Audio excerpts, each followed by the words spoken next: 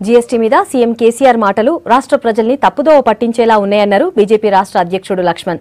GST మీద తీసుకున్న నిర్ణయాలు సొంతంగా తీసుకున్నవి కాదన్నారు. అన్ని రాష్ట్రాల భాగస్వామ్యంతో నిర్ణయాలు జరుగుతాయన్నారు. చేనేత వస్త్రాల మీద తగ్గించిన విషయాన్ని కూడా గుర్తు చేశారు లక్ష్మణ్. ముఖ్యమంత్రి కేసీఆర్ గారు గత 2 రోజులుగా జీఎస్టీ పై చేస్తున్న వ్యాఖ్యలు సరైనటువంటి కావు. రాష్ట్ర ప్రజలను తప్పుతో పట్టించే విధంగా వారి వ్యాఖ్యలు ఈరోజు చేస్తా ఉన్నారు. వారు జీఎస్టీ కౌన్సిల్ తీసుకున్నటువంటి నిర్ణయాలు ఏమాత్రం కూడా ఏకపక్షం కాదది.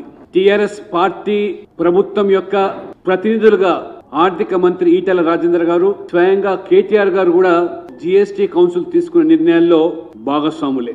జీఎస్టీ కౌన్సిల్ అనేది అన్ని రాష్ట్రాల ఆర్థిక మంత్రుల యొక్క భాగస్వామ్యంతోనే తీసుకున్నటువంటి నిర్ణయాలు.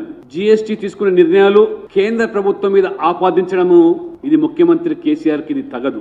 ముఖ్యమంత్రి గారే స్వయంగా పలుసార్లు వారు వ్యక్తపరిచారు. మా ప్రమేయంతోనే 28% నుంచి కూడా 18% తగ్గించినటువంటి నిర్ణయాలు జరిగినాయని చెప్పి వారే స్వయంగా ప్రకటించారు. చేనేత కార్మికులకు కూడా భారం పడకూడదు అనేటువంటి అంశం చర్చకు వచ్చినప్పుడు ఈ ఉత్పత్తుల పైన 12% మొదలు పన్ను విధిస్తే 5% తగ్గించినటువంటి ఈ అంశాన్ని ముఖ్యమంత్రి గారు దాన్ని విస్మరిస్తారు.